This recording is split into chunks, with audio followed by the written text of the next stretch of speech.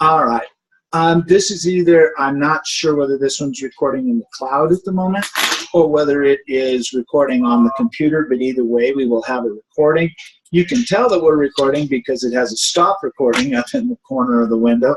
And now you have this whole conversation that on the front of your recording. So perfect. Could be edited, but I was going to ask, can you edit it? Which you just want me to edit out all the parts that you are. That would be awesome. When I say something that I regret, can we cut that like 5 seconds out? Yeah, perfect. Jen, you should take this seat. Me? Yeah, because I still can't see you for our other participant. Right. She's trying hard to hide behind difficult on you. I'm enough time on this. And I will make sure we get good close-ups this week. Thank you. You're welcome. Have a good meeting. Thanks, Jay. So we're recording this for Jeff Edgens. I'm not sure if Reed is going to be attending. I saw he was invited, and Jan's probably on her way. I'll work with Galen to get access and do this because I think I checked last week and tried to maneuver with it. Wasn't very successful. Absolutely. So, at least I don't think I had. I just was stopped. Login doesn't work. So so that very well might be the case. I would work with Galen. Okay. And also, if you have any thing in particular that you're looking for in the meantime, let me know and I'll find it for you. Okay.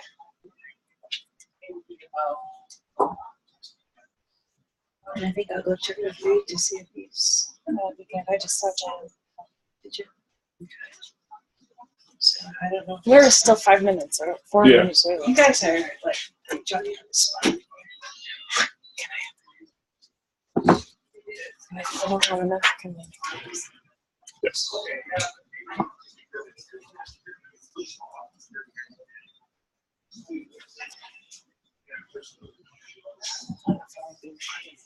One thing that surprised me in the meeting one day. I mean, something to write on maybe. It was just weeks going on. So, how's it going since you've been here? I mean, how big is your team? I think in total it's a pretty decent size, but there's a lot of things going on. And I think we're kind of moving past some of the foundational steps now and really getting into a lot of the kind of build and configuration of it, which is fantastic. It's when the fun really starts. You start hitting the real challenges, but I think we're kind of very well positioned at the moment to kind of move through that. So where's home? Are you guys traveling every time you're here? We are. So I live in Chicago, and a lot of our team lives in Chicago. Okay. Hi, Reed Skull from the Outdoor School. It's nice to meet you. Nice to meet you. Very good. Nice to meet you. So we got a meeting here. Yeah. Excellent. Thank you. Very good. There's a perfect number. And Reed, we're recording for a job. Oh, Jeff Edgens, yeah. He's traveling today to, I think he's coming down here pretty soon. Oh, lucky him. Yeah. Good news. Yeah, absolutely. Maybe for me, how am I going to have or something? Yeah. Well, this is a very interesting thing. Oh, yeah, absolutely. So just a little bit of background on kind of why we're here. We met with some of the folks from kind of enrollment management and a handful of different groups across campus, and one of the kind of feedback items that we got was just generally speaking a little bit of a lack of awareness of some of the things that are going on from, in particular, a student reporting perspective. And I think as we walk through this, you'll find that student reporting is really kind of the kind of leading part of the WyoCloud project as a whole. Yeah, this is Jay Ingalls. He's one of our engineers. So, partner. Okay. Are you gonna? Oh, this is John Behringer. John, nice to meet you. Nice to meet you. Yeah. Perfect. Yeah. All right. Yeah, so I think you'll find that student reporting is kind of like leading the charge in a lot of ways for what we're doing from a kind of WyoCloud perspective. So are you familiar with kind of the Wyo solutions concept? Or the program? Well, somewhat. I mean, I'm guessing that a lot of this will allow kind of a seamless access to a common database across divisions, and thus eliminating, second steps and third steps. Is that the basic concept? Yeah, it is. And so what kind of want to walk through today is a little bit of like where we are today, where we're headed tomorrow, and what kind of input and help we need from you all along the way, and when we're going to need that. So Wyo Solutions is kind of a new brand for the different initiatives that are happening kind of at the university as a whole. And it's intended to really be a kind of living program. So as additional initiatives are undertaken 5 years from now, we continue to use the Wyo Solutions concept as kind of a officially recognized brand. So one of the things that's going on is some of the performance improvement stuff that you've maybe heard of. Yes. And then another piece is this WyoCloud effort that I think you've heard a lot about. Yes. And so within WyoCloud, there's a couple of different pieces. There's the new kind of financial system. It's replacing Pistol and HR as well. And then reporting for that, and as well as reporting for student analytics. And so because Banner, the student system, is kind of as robust as it is, we're able to get started on student reporting ahead of those other pieces being in place. So it's the first kind of effort that we're undertaking. There's also going to be a budgeting and planning effort, and some things happening from a grants management perspective as well. So today we're going to talk most specifically about student reporting, but I do want to highlight in some cases where there's things going on with some of the other work streams as well. Sure. So in terms of project kind of scope and the architecture of what this new solution is going to look like, we're going to have kind of a number of different source systems. So when we talk about like the new financial and HR system, where we're looking here where it says ERP, Fusion, Oracle Fusion applications, that's going to be our new kind of version of Pistol. It's going to be in the cloud. It's going to have a new chart of accounts. And it's going to kind of be, generally speaking, a bit more robust and streamlined than the existing system. When do you think an implementation of that, John, is going to occur? Is it pretty soon? Is it impending? Or it is. So the implementation of the financial system is going live on 7/1/2017. So not far away. Not far away. So they we did orientation sessions, just kind of about like how this project is going to work last 2 weeks really, and now we're getting started from a configuration standpoint. So that effort's really kind of getting up and running. Great. Who's the representative from each? I would bet it's Sandy Roller, our executive business manager, wouldn't you? That would be my guess. I think she was tapped for that. Okay. Yeah, because she heavily deals with the chart of accounts and finance and money flows back and forth, etc. Sure. But not anybody in this room. Yeah, we don't have our hands on it as closely as Sandy does. So I'm guessing that maybe getting her to learn about this first and then to pass it along according to how we're implicated. Yeah. Where we're going. Who do you see as being the main person for reporting? And not just financials. Yeah, not just financials. Well, I think that's up in the air, and we're kind of waiting. We're discussing this with Susan a bit, because with Joel's retirement, there isn't a plan B. We didn't anticipate that occurring.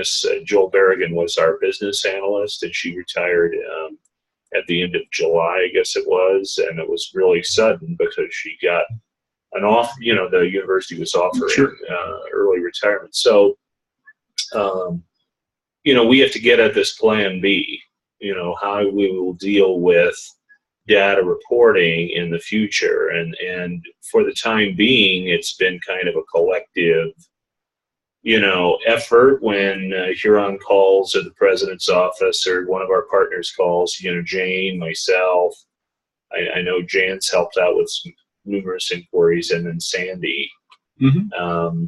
And we don't know how that'll shake out. It just depends on what the dean thinks the plan B is. So I think, Sue, for the time being, I think we're probably going to take more of a team approach and divide and conquer until we can either replace that person or do some rearranging of current responsibilities.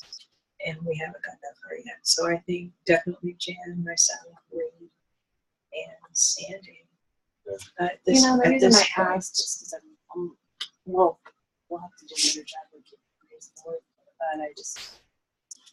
there are some all hands meetings and things that kind of give like overviews, and it'd be good if you guys were getting at least a big overview. So. And Sure, yeah. this is Great. for me. This is only the second time that I've met with anybody from here. And I think, and I don't know if you were the person, but it was with Susan and Sandy related to the financial piece really, really early on. Really early on. I think even before you might have hit. Yeah. So we've had okay. folks kind of laying the groundwork for this kind of since really this time last year. Yeah. So There was a presentation also at Deans and Directors that by, gosh, I think it was Jen Chavez and someone else. Megan Hammond, yes. And they talked about WyoCloud and Wyo Solutions just briefly. And so that's been my exposure to it. Yeah. Yeah. Well, so we can definitely work, to Sue's point, to get you guys a little bit more exposure to what's going on and Thank you. where we're at in the process. Right. And Jan's really our data person right now. I mean, she gets this stuff a lot better than than I do. So I may know what we need, but Jan is going to figure out how we get it. Sure. If that makes sense. But we'll mention Good person to to know. Susan again that we need to get the Plan B rolling. Yeah, absolutely. On this. Yeah. And I think, important. yes, absolutely. And I also think that some of the things coming out of this will make it easier for you. Because you can spend less time collecting information and more time figuring out what it tells you. Right. So we talked about kind of the financial and HR systems, and then Banner is going to be another kind of primary reporting source for us. And there's potential future sources from like a recruitment perspective and a grants perspective, et cetera. But at the end of the day, what we're looking to do is to land all of this information in the data warehouse. And what a data warehouse is really like a single source of kind of reporting truth, where all information comes to kind of one place, and then reporting is done out of that one database.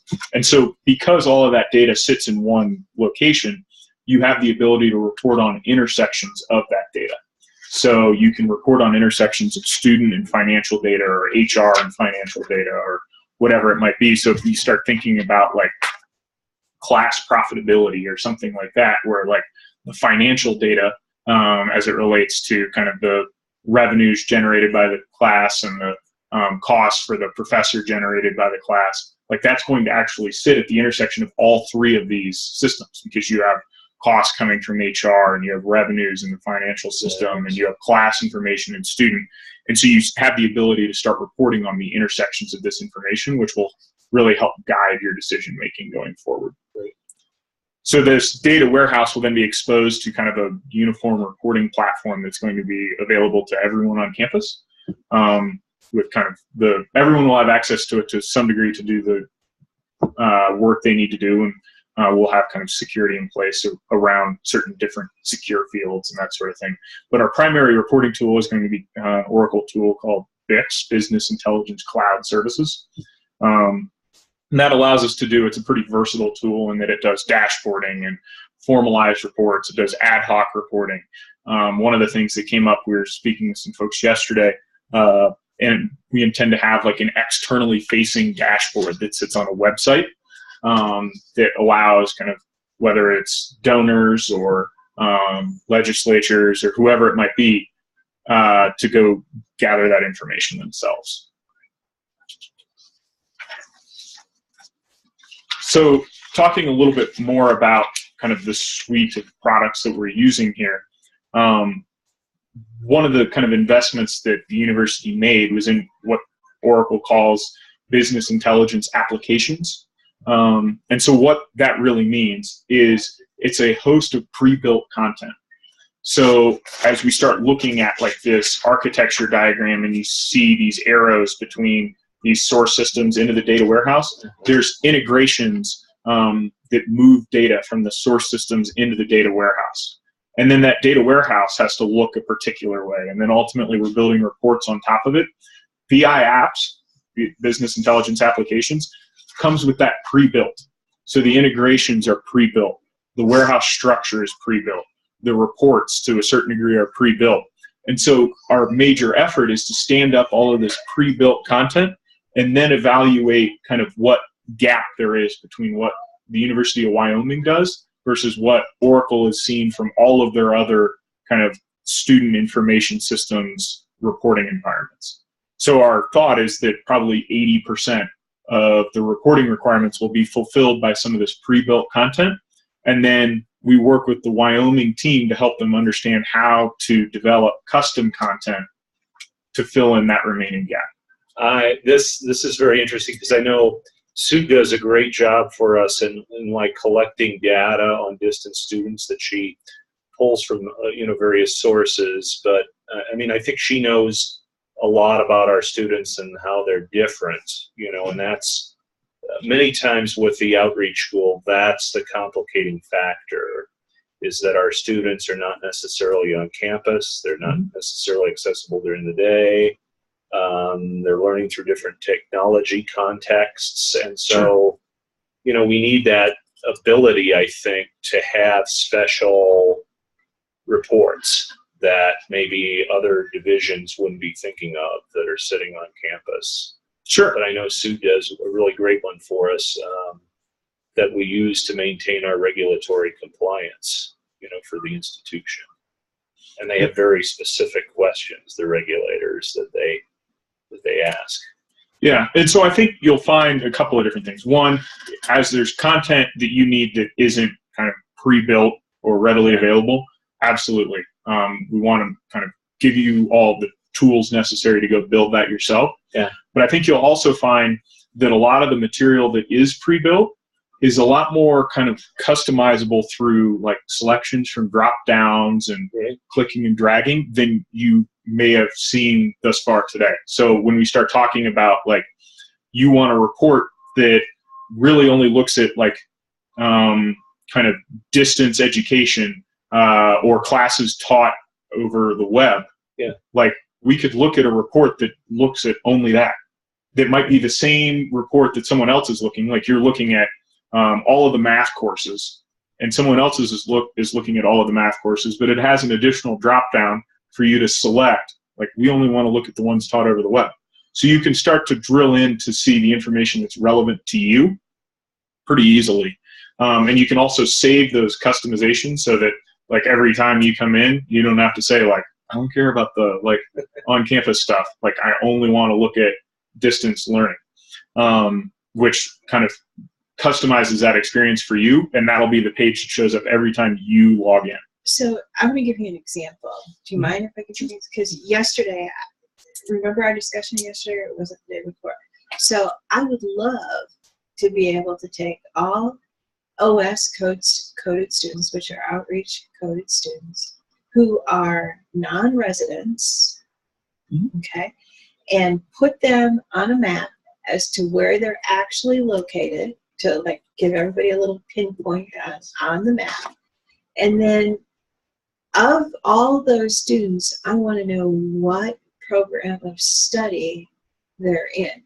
So if we have 3 students in Washington State, for example, I want to know what their major is, basically. I would love to be able to, and right now it's like a dream to try and figure out, and from my perspective, almost an impossibility of trying to find that information, because it would tell us so much related to marketing, because I believe that people search us out and there's something about either our tuition or our program or something. So if all of a sudden we see a cluster of land surveying students, or if we see a cluster of MBA students or nursing students or whatever, obviously these people have figured out something that, and I would love to know what they've figured out. And I don't know if I can get that yet. I mean, Yeah, you could. I mean, it wouldn't be always up to date, but it would be whenever we freeze. We could provide something like that, but it's not going to be as nice as this long-term solution. Yeah. Interesting. And so you can do, I'm actually not totally sure where it is in the like cloud roadmap. I believe it's in the on-premise version, but you can do like geolocating where it will plot addresses for you. I don't know if it's in the cloud yet, but it's on the roadmap, and it's one of those things that like all of Oracle's competitors do, so they have to figure out how to do. So it might not be there on day one, but it's certainly kind of. So that could be part of the 20%. Eventually, yeah. Not the 80, but the 20. But in the meantime, I could give you like an Excel that kind of broke it down. Right. So it wouldn't be pretty in a map, but Yeah. Well, and to Reed's point, outreach has looked different in the past, and so how we put the data in the system is not consistent with anything. So to map it directly to a tool, we need a lot of work, and we're working on some of those foundational things so that outreach isn't coded special. It's more integrated with Right. the traditional, because we've always felt we're special and coded it Yeah. incorrectly. Our stuff along the way, which is not helpful. Not the best, but I mean, that was in the days before this kind of thing was possible. Right. I think, and this is going to open up. Sure. And then we can share it, right? If we do a customizable report, and let's say, could we keep it on the cloud? And then let's say if the president's office calls us and asks us the same question, it's like, hey, send them this link. Yeah, it's basically so you'll have a shared library of content that you can share with people who have like kind of similar responsibilities. So there'll be reports that are kind of maintained by the campus as a whole. It might be like a financial statement would be a good example that everyone could use. But then there's going to be reports that are going to be specific to outreach or specific to College of Arts and Sciences or whatever it might be. And I think to your point about kind of data quality, I think to a certain extent this will really drive that because you start to see it come out in reporting and it doesn't look the same way. And we start to kind of drive improvements and understand where those improvements need to be made or changes. Is this a star or is it? Stars. Yep. Okay. So there's going to be 13 stars for student, and then there'll be roughly the same number for financials, et cetera. Are you going to have an integration layer prior to that where with like translations, not necessarily in the ETL, but where the data is actually stored integrated before it goes into the stars? So there will be, it'll be in the, like there's going to be staging tables that will move banner data through ETL into the staging tables and then from the staging tables into the stars. So, no. No, not like there won't be a like kind of staging ODS, area. There won't be an ODS or anything like that, no. Jane needs the more complicated diagram. I made it, there was this very complex diagram, and I'm like, most people don't understand this. Well, sometimes the star defines things a certain way and you can't get the answers you need Right. because the star wasn't designed for those questions. Yeah, no, and I think as we start looking at it, if there's additional dimensions or something like that that are needed to answer those questions, like absolutely, we should talk about it. Jan's comments remind me of something that has been discussed on campus a bit, but I'm not sure if it's going to be dropped or if we'll adopt it later or if we're just thinking about it. But there's this EAB Student Success Collaborative, and it really has a much broader purpose than Enrollment RX, right? And who knows what the future holds. I mean, if somehow, budgets get better, 5 years from now, I mean, I could see the president also grabbing right onto that and saying, let's use this as a life cycle approach to, dealing with students from inquiry to their deathbed, and all the different things we can do for them that relate to education. And so if we someday adopted that, would it fit in here? would there be anything that would cause it not to interface with this data warehouse or? So Yeah. to us, it's funny, we actually talked about this yesterday, and I have a kind of presentation I can send you that talks about the difference between BI and EAB. Yeah. That kind of, I think, lays some of this out. But I think they serve, to a certain degree, different purposes. And I think the data that you get from an EAB perspective as you start talking about other schools and being able to look at like higher education trends is going to really help from a kind of like predictive analytics standpoint. Yes. Understanding like which students are going to be at risk or that sort of thing. You can't necessarily land that data in the data warehouse, but it comes kind of with its own reporting interface, and it would be another part of this single reporting layer that would be kind of available. But I do think that they go together because you would probably leverage Wyoming data that sits in the data warehouse into EAB. So it would be an integrated solution to a certain degree. It's just kind of, I think, a conversation to be had a little bit further down the road. I think they would work together, however. It kind of reminds me of this concept of the API, you know, that, you know, Canvas has an API that interfaces with Banner. Mm-hmm. Banner has one that interfaces with Canvas, so that we can get data from the learning management system and share it, you know, and analyze it. We haven't used it a lot yet because, you know, but there's a lot of potential for these systems that maybe aren't as integrated as these, but to somehow plug in and interrelate to these, and it could be a game changer for, you know, really understanding these students very closely and how they live and learn. You know. So can I just interpret that in my head? So for example, we take the information that this is a first generation student. They've self-reported that they're first generation in the application process. So this data warehouse would be able to pull all that information, right? That they're now pulling all first generation students, right? But the EAB piece is basically telling us based on higher education trends or things that we've learned that we know that they might or might not be at risk. So I mean, or are they actually going to be actual? I guess what I'm trying to say is the EAB is going to tell us what pieces to pull, or I mean, I'm not getting it, obviously. Yeah. So EAB will tell you kind of like general kind of higher education trends about who's at risk, when they're at risk, where they're from, that sort of thing. And I think as you layer that in with data from Wyoming that starts to meet those criteria, where you say, like, students from Nevada never do well in kind of the mountain states, and like, which would be some crazy trend, but then you start looking at like, well, okay, so who do we have from Nevada? And then you can start to like reach out to those students proactively so that you're ahead of like a potential risk situation.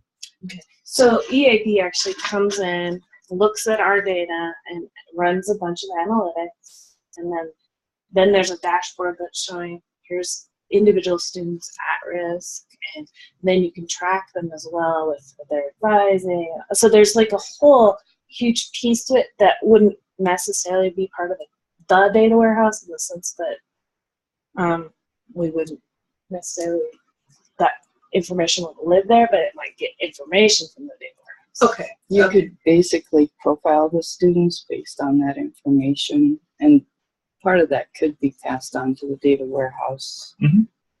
and you could put reports on it. Okay. Thank you. Yeah, absolutely. So just a little bit more from a BI Apps perspective, what BI Apps allows us to do because of all of this pre-built content is it allows us to spend less time kind of on the integration part, which is by far the biggest effort, building integrations between the two tools, because some of that comes pre-built, and more time on building reports and understanding the reporting environment and making sure that those reports meet the needs of the university and this university, not universities as a whole. So that's the real value add to this. And I think for student, we have to build more custom integrations than we will for financials and HR. But as we continue to move through, we'll be able to kind of provide reporting content a lot faster because of that. So the dashboards actually, what you're seeing on page 6 is the delivered content that we get from the default solution. So there's 4 dashboards with different pages and lots of reports and metrics. And we're first going to look at the admissions and recruiting area, student records, and then student financial aid type information and financials. When you go to the next page on page 7, we kind of break down what comes default from this Oracle application. And the things with the stars, we have identified that this is information we can get from Banner currently. And that is our first step, is to get it from Banner. Later on, we will try to integrate from other sources.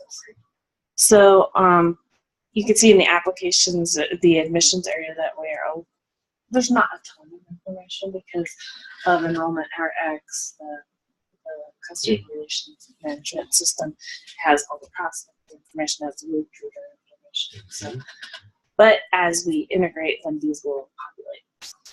Yeah, and so kind of Sue's point, she said it, but just to reiterate it, one of the great things about kind of data warehousing is we've identified financials, HR, and student as kind of our first 3 sources, but we have the ability to continue to add sources. And so if we go back to add Enrollment RX as an additional source, the Wyoming team adds it sometime down the line, we start to fill out this kind of full admissions and recruiting picture where we start seeing prospects and following students from prospects all the way through to graduation and kind of tell that full story. And so it is kind of one of the roadmap things that we have out there after this initial stand-up is to get prospect and recruiting information in there as well. One of the things that's also exciting about this is that once we get this initial set of information populated, then a bunch of people from the WYO side are going to start learning how to populate so that when Huron isn't here, and luckily they'll be here for a while to help guide us, that we will be able to start adding things ourselves and knowing how to use the environment ourselves. So my question would be like the use of Salesforce from start to finish. Where would that be something we should or could do, or would that be able to be done? Those pieces of Salesforce that we're thinking, could we do it ourselves? I mean, how is that going to integrate? So Salesforce is and will continue to be like a prospect management tool. It's great at tracking like students, high school students who could potentially apply to the University of Wyoming and understanding like how best to target those students. But once a student applies, that record gets moved into Banner, and then from application to admission to enrollment, all the way through graduation, those records live in Banner. So be able to tell the story from prospect to graduation, you have to integrate these 2 data sources. And it's something that I think people are doing manually today, but to be able to do it from one reporting tool is something that eventually the data warehouse could facilitate. So am I hearing no need for Salesforce from start to finish?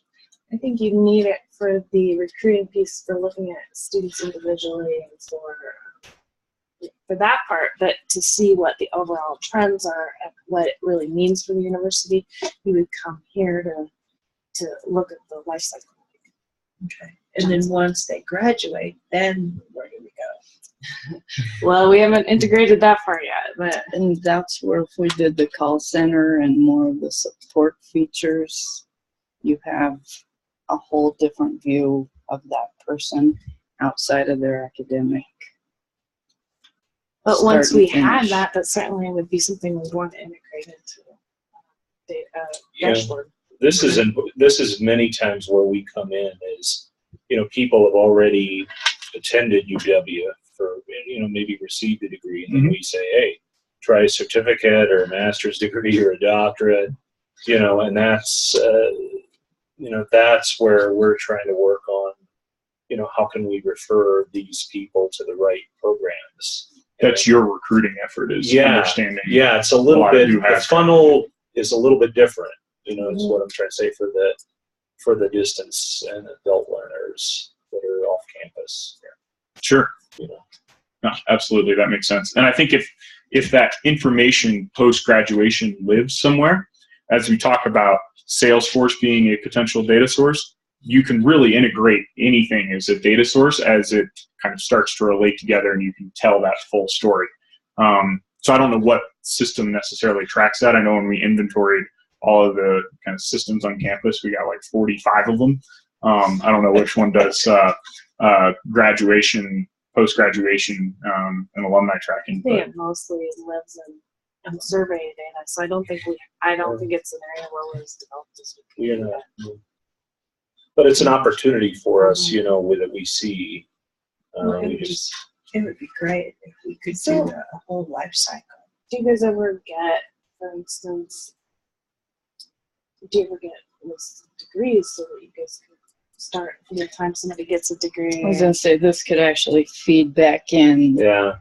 That's what we should be doing. Yeah. So, I mean, my hope is, especially to take our professional development Oh, yeah.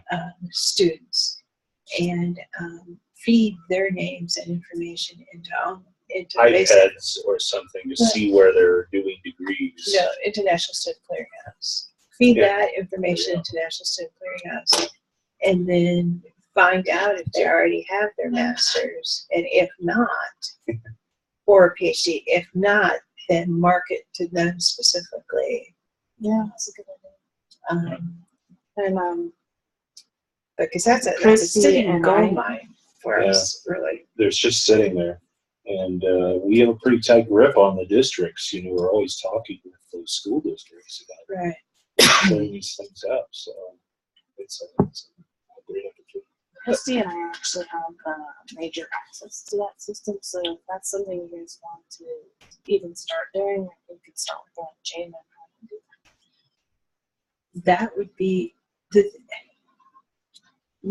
let's talk about that, because we have, Yeah. Sorry. but we have all their registration stuff over the last forever. I mean, so we could just go back the last year, say the last academic year, and look at all the professional development students, throw them into the National Student Clearinghouse, and come back with see what National Student Clearinghouse tells us. Because that would be cool. That would be Really cool.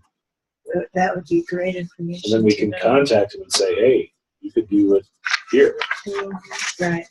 Because they could just be dancing around, taking a professional development class when they should be working on their master's in curriculum instruction or whatever. So, Yeah. That'd be great. Makes sense. And you can Sorry, but that's kind of a side.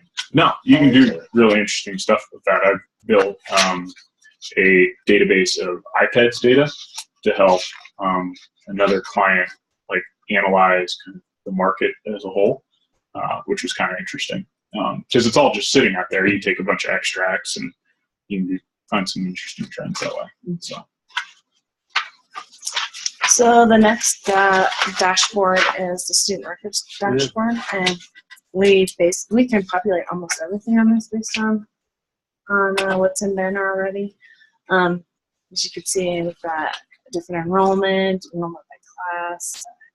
We've got things like class capacity and waiting lists, student faculty ratios, and then one of the things that we have always had but haven't necessarily reported a lot of is units taken, progress, and passed. Yes. And then, as we said, you can break it down by department, Yeah. delivery. So Yeah, course completion rates are something we have always wanted to delve into more, so we can find out kind of where students are really struggling better. So, and then term enrollment.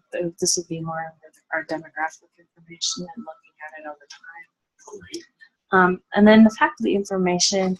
We're missing 2 stars because basically the personal attributes live in the HR system, but as opposed to some of these other things where we're going to actually have to specifically go and integrate a new system, once we get the HR system up, then this should mostly automatically populate and we'll be able to put faculty demographics. So what kind of timeline are we looking at on this? Because our internal database, what we call OSF reporting, we're working with IT to kind of dismantle and throw everything into Banner. And one of the pieces that we struggled with is accurate contact information for faculty. And we basically created our own, whatever you call it, list of information. This would really help us. I guess that's why I'm asking about Sure. timeline. So, How soon can we get this, right? so student reporting will go live on like 3/1 of 2017. So that'll be kind of our initial rollout, largely of the delivered content, and then we'll work to kind of continue to develop kind of custom reporting content from there. Financials goes live on 7/1 of 2017.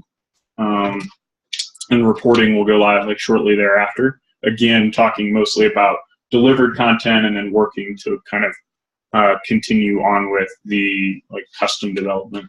And then HR will start after financials goes live, and will go live probably, I actually don't know the date. We've talked about hopefully pulling it up a little bit because I think this integrated story is really important, but probably sometime in early 2018.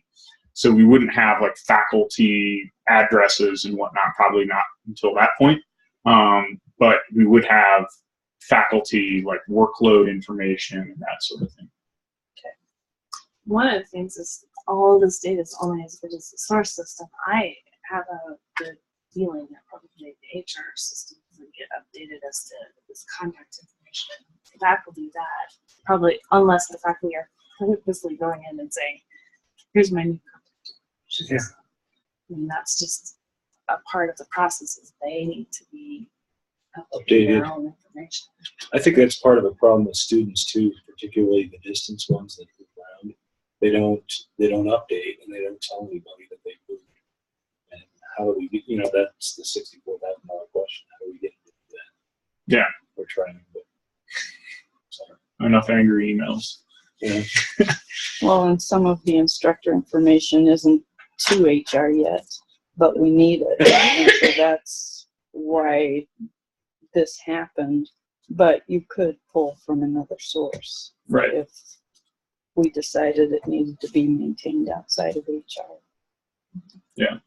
I do think that as much as you can, you want to use primary sources. So I'd be really curious as to why they couldn't get into HR, or at least into HR in a timely fashion. And I'm sure that would stir up a whole world of trouble to start that conversation. I just think it's probably some conversation that hasn't happened much, and so Yep. it would need to happen. And again, as I said earlier, I think a reporting environment like this will really start to drive a lot of those conversations when you start seeing outputs that don't make sense because there's some sort of data input issue. It's just not going into the system correctly. Part of that, because this date's fairly aggressive, so as you're doing the ETL and getting the data in, are you going to call out those issues and so we can be proactive in fixing them? How is that going to work? Yes, definitely. And so as we talk a little bit more about timelines, what we're going to start seeing is, so we've started working on the integration effort, at which point we should start seeing data come out really here by the end of the week or early next week for like our first subject area.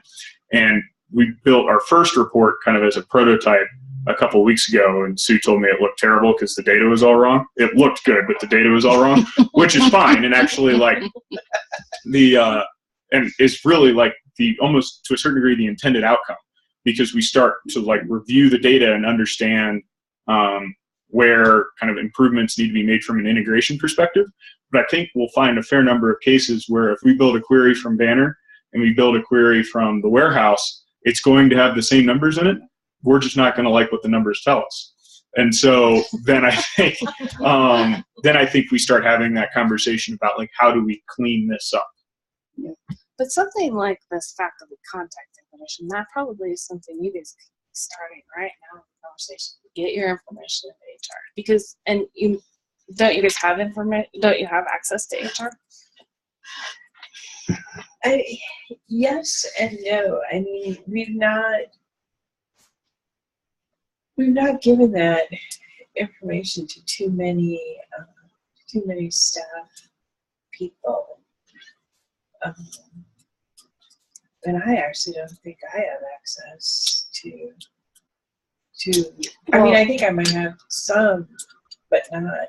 And the but not situation faculty. is more the department's identified an individual to teach a class. They haven't hired them yet. We need that information so we can get the class set up and do our part. So And then of course it's just not there yet. They don't have access to Canvas if they're not hired, and it's just We've had a There's a lot of couple- situations like there's that. a couple of weeks where it's just, especially in this climate when people weren't hired until after classes started almost, which they can't even get in and teach their However, course. I mean, I would hope that after that I don't see how you get around to that when they're not even Right. in the system. But once they're in the system, I would hope you guys wouldn't have to keep maintaining where their contact information is. Part of that, and I don't know if this justification is valid or not, but they said that the information we keep on the instructor is personal and they don't want it in the HR system. I don't know how valid that is. But What do you keep? That's so like their home address and their cell phone number in case we had an emergency and needed see, now to- these are things Sounds like that classic HR information. yeah. No, I know. This is just Yeah. what I've been told. It's been a tough semester because of this, the instructors not being hired at the right time. But I don't think it really relates to the database at all. But, Right. it's sometimes this happens where you have a financial crisis and you can't hire people. And Right. how does that work out, Could be one-off. We hope it's a one-off. That's We're right. open. We're open. So this first student dashboard is going to have this big overview, a recruitment, a retention page, which will be different, a student records, financials, and a financial aid. And again, most of it's populated. So if you go to the next page, what's going on is that we have identified other reports that we could plug in where we have holes. Because we already have the data. Yeah. So we're gonna, once we actually get this populated and we have people looking at it, we're gonna try to prioritize adding more reports. Yeah. Cool. Yeah. They all look very good. I know this one on the second box, degrees awarded, that's one that we discovered that I think it's in the Uber report now, but maybe it's getting put over. But there's a report that shows degrees awarded, with from two outreach students, and that's a really important data point for our trustees, legislators, for the community colleges. They love to hear about, where these students have graduated, by virtue of the distance delivery.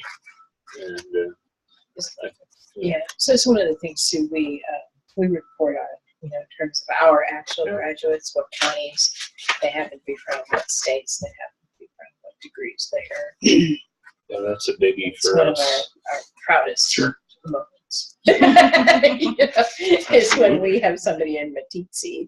Right, that gets a degree. You know, We get- population 3, Yeah. right? We have people from every county, I think.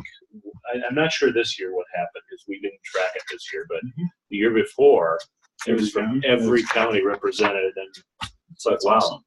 Hot Springs County and Goshen County and all, That have three Niobrara classes. County has like 12 people, and then there's a graduate there. Wow. So it kind of shows, it tells our story about how we're covering the state.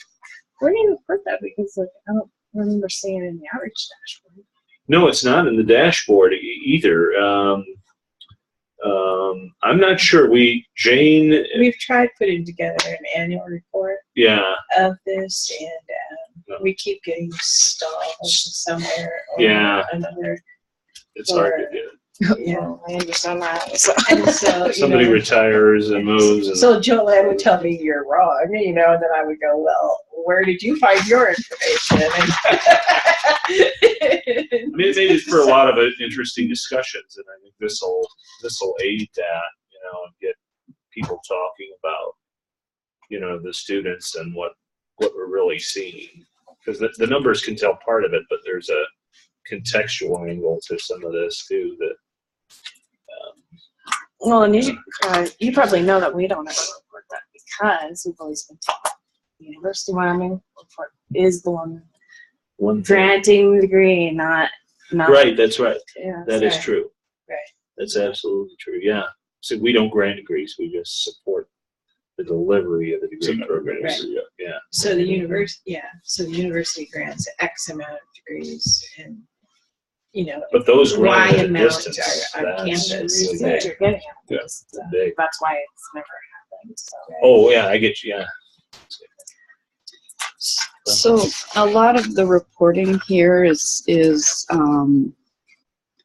at the summary level. Will we have like operational, more detailed reporting versus the intelligence level? So I think what we'll start to be able to do is you start at a kind of summary level, and then where you need it or where it's relevant, you start to build like drill back capabilities into additional detail. So and as we start talking about like kind of this integrated story, like if you wanted to look at revenues for a class, and then from revenue that might come from financials, and the class comes from banner, and then what you really want to know is like what students made up that revenue number. Yeah. Then you drill into like additional detail to see the students who were in the class. So yes, the information exists in the warehouse. It's just understanding where like operational reporting is going to be beneficial. Right. So currently we're able to see most of that, except for attaching the student to the class. I mean, to the revenue generated. We know that X amount of credits or X amount of credit hours are generated per class, and we know if they're resident or non-resident, but we don't know the location of the non-resident or what actual degree they're pursuing. Does that make sense? Yeah, no, absolutely. So I think the next page is page 11, the sample dashboard. That's just kind of giving you an idea what it's going to look like. It's got some boxes in it to show you how you can choose the years and the information you want, how you can choose the academic programs that you're interested in. It's just kind of more of a demonstration of how you'll be able to personalize that for yourself. And as you look here, you see, and Sue mentioned like the drop downs for year and time period. Imagine kind of another drop down for like delivery method that then you would select kind of distance learning or whatever it might be, and then all of the reports on the page would update to like that delivery method. Great. Provided that you have Provided that the information's there. Correct. and coded correctly. Thank you. Yes. So talking a little bit about kind of where we are today and where we're going and kind of how we're going to get there. the most kind of significant effort here for the time being is to integrate Banner and our data warehouse and the structure and into the structure that that data warehouse is going to have. And so there's 13 subject areas. We are almost complete with the first one. And at that point, once we populate the first subject area with data, the pre-built reports will start being able to be populated with data. And so it'll become this iterative effort where we start to then review the reports, understand what reports are valuable, how kind of quality the data is, where customizations are going to be required. For example, as we talk about some of these reports that maybe don't have a delivery method drop down on them, but like you guys could really use that. So we add that in. So understanding what those customizations that are needed are, and then prioritizing like which ones have to be done for 3.1, which ones could be done by 7.1, which ones could be done for a report that isn't needed for a year from now. But starting to prioritize those customizations and then iterating through making those customizations. So it'll become this iterative effort where we'll be kind of working with you all to kind of evaluate that reporting content, the quality that's there, the customizations needed, and then the priorities. So as we start to kind of have enough reporting content built out and the quality high enough that Sue doesn't hit me, which will probably be sometime kind of in like the middle of October timeframe, we'd like for you all to kind of be involved with looking at some of these reports and telling us kind of your thoughts on what's out there. Appreciate that. Very good. So when you say go live in March, that's when you'll start taking the data snapshots, or? So it's an interesting topic. So the snapshots, we kind of have another approach from a snapshotting perspective. So snapshots will be done kind of in one of two ways. The data warehouse and BI apps provides an out-of-the-box snapshotting functionality, but it doesn't allow you to snapshot dimensions, which, if you know what a star is, which I'm pretty impressed by the way, you know what that means. So we have to evaluate kind of whether or not that's going to meet the requirement, and I have a feeling it's not going to.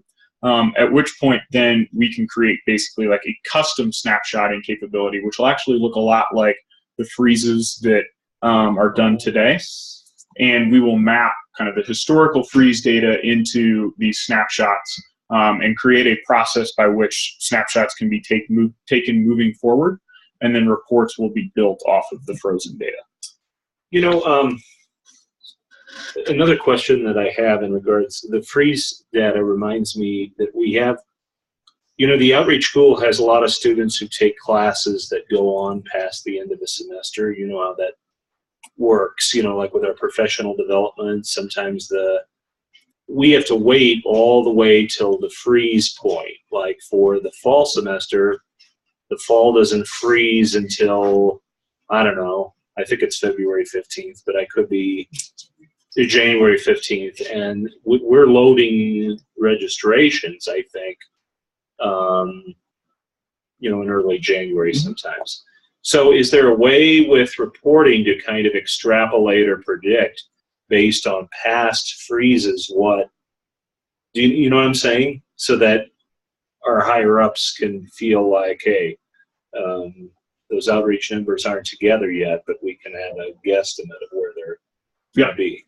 So one of the things that this will allow us to do, the warehouse will be updated daily with data. So you will have, like, as of yesterday data throughout the entire term. So you'll always have access to that information up until the freeze. Okay. Right. So Reed, in the report that we submitted to him on Friday, yes, one of the last pieces that Sandy had me throw together was our average professional development generation per semester.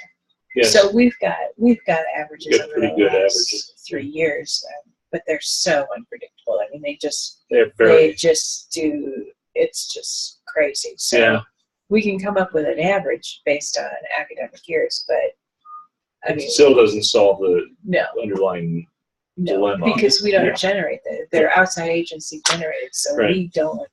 When they call us, we respond. Right. And if they don't call, And so we don't want to take away that ability for them to call anytime and seek our help. Right? Yeah, you don't want We to don't want to say, darn it, somebody can't who's you not can't you predict when you're going to call us? Well, no, wait, they can't. You know, it depends on their training schedules and so forth in these school districts, but it I is wonder hard. if you guys could get in more of a conversation with them more often so that, you know, they're thinking about it. if we, UW for yeah, if professional we had the, Oh, yeah. if we had the horses, meaning people, and if the current dean over the College of Education, and even other colleges now are looking They're looking really they're closely, really at closely professional development. at professional development. So I think we're trending in the right direction. Yeah. Are we there yet? No. No. And most of those professional development programs are supported by state dollars. So, especially at the high school level. So as the budget crunch hits this institutions and K-12, that number could really fall because they just don't have the extra. And they're going to say to their 8th grade English teacher, "Well, go ahead and work on your master's in curriculum instruction," instead of us paying for this person to come and deliver this professional development course. So you can move on the pay scale or whatever. We definitely have a niche in this area. We just haven't been able to capitalize on it, you know, due to budget crunch and all, you know, losing people. We lost the person that was, you know. But the current dean of the College of Education really wants, instead of bringing outside people to teach our teachers in Wyoming, he wants department or UW faculty to do that work. So if that trend goes forward, we would definitely be able to predict because they would be planning, planning ahead of time. We could really, that would be great. But same with our, in College of Engineering, it's the same thing to get people their license or, city planners get their license or whatever. That'd be great. Yeah, it would really help, but we're not there yet. Other institutions, coast to coast are, but we're behind. So, talking a little bit about kind of next steps. So the current effort that we have going on, like I said, is largely focused around integration, and we're working a lot with Sue's team and some of the folks from IT side to kind of build maps between Banner and the warehouse, and we'll continue that effort. We're about halfway through, as we build maps, then we can build integration, start populating data, start evaluating the quality of it, and eventually kind of expose reports. So that's where kind of we need help from folks all across campus to then tell us kind of what they're seeing from a reporting perspective, understanding what customizations are needed, and prioritizing those. One of the big things that we're trying to do throughout this entire process, though, is make sure that the folks from the University of Wyoming really understand how all of these pieces fit together, so that when we leave, there's somebody here who can continue to make these updates and continue to make improvements. Because what we go live with on 3/1 of 2017 from a student reporting perspective will be the most Spartan reporting environment that you will have for the next 5 years, because you'll continue to develop content. Not to say that it won't be kind of robust in its capabilities on day one, but it will continue to be more so because the folks at University of Wyoming are going to be capable of continuing to make improvements. So as along with this, and you mentioned kind of the financial system when we started, the financial work is really just getting started, and similar to evaluating kind of pre-built content on the student side, there's going to be a host of pre-built content from a financials perspective as well. And so we're trying to understand, as we do business process mapping, gathering an inventory of all the reporting requirements that exist, and then mapping those to the pre-built reporting content to confirm that 80% of our reports are going to be there, what's going to have to be custom built, etc. So that's definitely something that kind of in the next month to 6 weeks we'll get moving on as well. That's where we need to plug in the OS web reporting.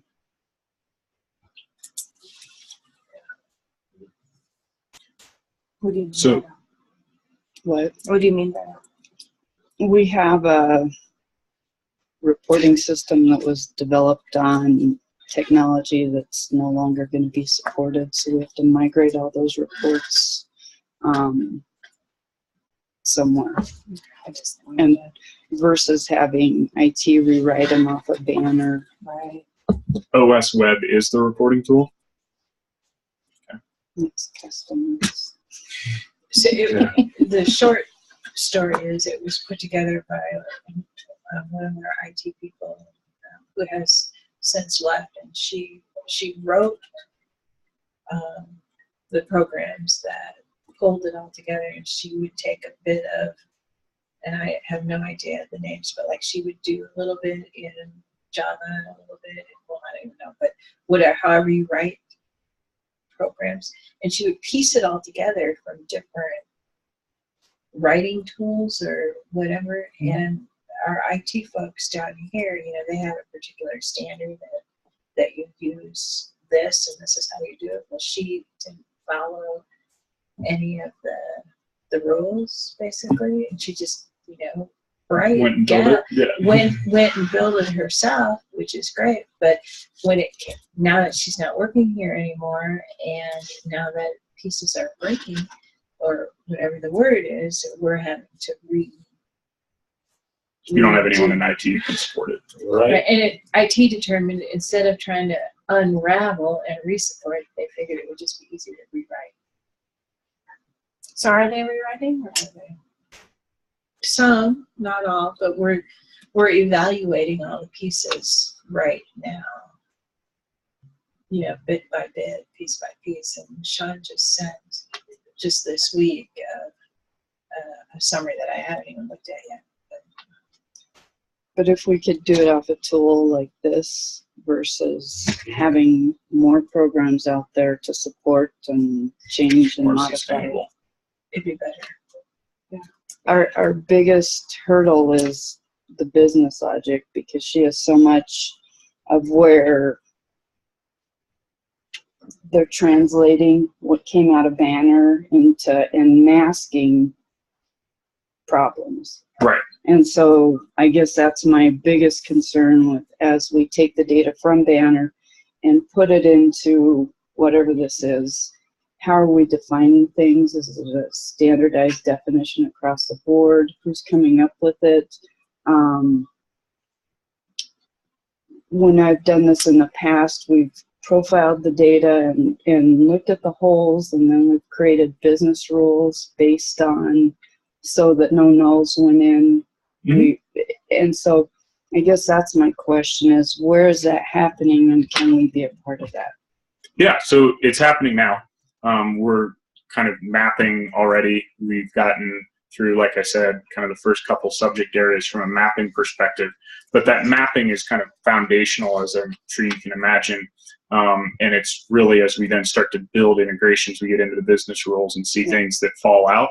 There was a bunch of emails that went back and forth last night even about a particular instance where we ended up with like 60,000 additional student records, and like, how did that happen? And like, what do we do about it? And so, yes, absolutely. We can kind of figure out, I don't know, maybe the best way to get you involved, maybe it's to kind of show you some of the maps that we've developed thus far, so that you have an idea of kind of what's out there and the direction we're headed. Okay. It'll all be on the SharePoint site. If you talk to Galen too and get access, that information's out there. And I see it as kind of twofold. First, we have all this mapping that it's going to be very transparent. There's going to be mapping documents that show you this field and how we got here. But secondarily, we're going to have a governance structure in place for making decisions about some of these business rules going forward. And so that'll be a whole other effort as well. Yeah. So that we can have common definitions. Because as we start taking snapshots of the data and start loading it, and then change the rules or discover the rules, we've already taken a snapshot, and it's kind of like our instructional method code. Historically, it's this. Going forward, it's this. How do we have a single picture of what that is, and how are we doing that? Yeah, I think you're exactly right, and we do need to bring you into the but some of this hasn't started all the Yeah. way yet. We're still at the early stages. So. Which is good. They're meeting now to get this out. Yeah. This is important. Absolutely. So hopefully this was helpful for you all. Yeah, no, this is great. Thank you. Great. Yeah. And I would encourage you, as questions come up or things don't make sense or you feel out of the loop or anything to that effect, let me know. And if I don't have the answer, I'll find it for you. So going forward, I think I'll shoot Galen an email asking her to give myself and Jan access, and what do I call it? To We the can cloud. call it to the WyoCloud. Just to the WyoCloud SharePoint. Okay. And do I need you guys to okay, or will Galen just say okay? Yeah. Okay. Okay. Read. Yes, I'd like to. Do you want in on? I mean, who else do you think? Or do you maybe Jeff? Probably we need to ask Jeff about somebody up there, and I'm thinking it's going to be Mike, but there may be some other person that he's going to rely on more. But our Casper campus program is also going through this, this redesign effort too. The OS web reporting and what the successor is, the coding efforts and what those will look like and how they match up with the university system.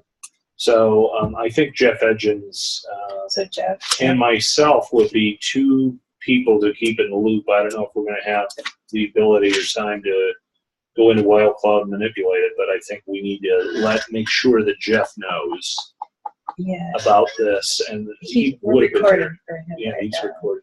So I'm wondering, I'm assuming Sandy has access already? I think we probably want to make sure that Sandy does have access. Sandy Roller. Okay. We'll put that on there. And I'm going to get you my card because I would like to get that report that you did that relates to EAB Student Success Collaborative and how it might or might not. Yeah, absolutely. I'd like to see that. So I'll be right back.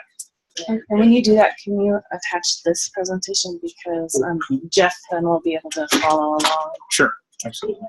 You guys can pull Canvas information in at some point. Perhaps, although I was hoping most of that was already residing in Banner, so whatever is not. The grade book and the student progress would all be in Canvas. So the grades eventually go into Banner, right? So it's the interim progress, is that what you're doing? Right. And, with the U Banner 9, I don't think anybody's using it yet, but the silver can go into Banner. I'll be up in a minute if you didn't see me. So some of the things we just haven't moved. Thank you. There's a lot of stuff in Banner that we're not using, but if we did, I'm sure it would go straight out of the box to this stuff if we just put the data in. Sure. I think we'd have to identify what those are, but that's the first time I've ever heard that Canvas would be an area where we wanted to. Just curious, because there's parts. There is a real opportunity to get these learning analytics and manipulate them and see what's happening on a course level with students, and then predicting their success or failure accordingly. People will say, and Canvases are online, right? So the number of times that they actually log in and comment and participate in the class is predictive of how well they're going to do. And actually, when they start in the class, so if classes start on Monday and they're not active until Friday, that's a huge predictor. That's a problem. And campus-wide, we do things called early alert, but we're not actually doing this early alert piece until like week 4. But the reality is, we should be or could be pinging these students like, get into Canvas, because we should be doing it. You should bring this up on the Friday meeting. I have, but more. But we should be doing this in week 1. Sometimes it's just an email to the students. I mean, it's not really complex. You just say, hey, I have seen you. You haven't come in, and go into the course shell. If they're not going into the course shell, they're checking their email. They need a better way to reach our students. Right. Yeah, Right. we need a kind of all hands on deck approach because email is the official way, and it's a struggle to get them to read their email. But we could text them, we could Facebook them, we could tweet them. I have plenty of coworkers that you can't get a hold of via email. So Well, and it should be a fairly simple task because they already have the reporting models out there. They're in stars, and so you could just Canvas is front-end in it. stars. Their reporting module is. Interesting. Mm. That's a huge opportunity.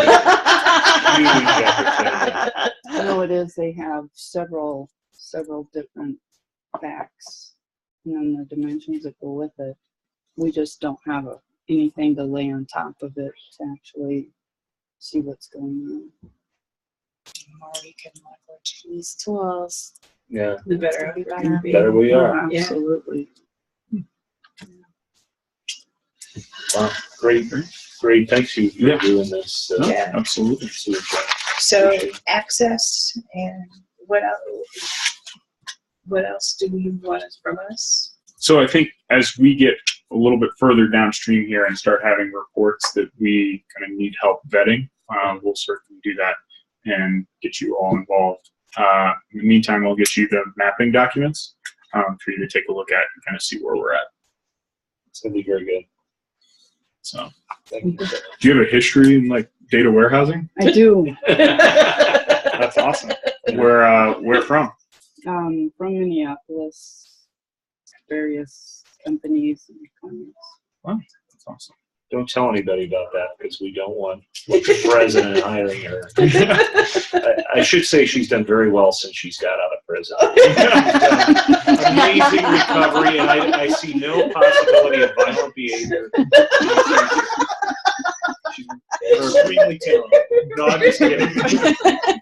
Sorry, Jen, I'm teasing you. Yeah, the point This is, is not true. Nor is the official record of the university. But I often joke about people who have these particular talents. You know, it's like, yeah, they've done well since they got out of prison, so that nobody tries to snatch them from us. You know.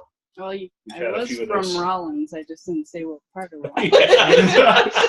That's right. That's good. Well, thanks so much. Very good meeting. Very productive. do we need to stop this recording sometime? I have no Oh. idea how to do that. I don't know. There's a little stop recording button up there. I don't know if that Oh does yeah, we anything. could do that. Is Yeah. it this one, you I think? think it's the mouse. The mouse? So you Oh, yeah. Yes, it is up there. Okay, let's stop recording.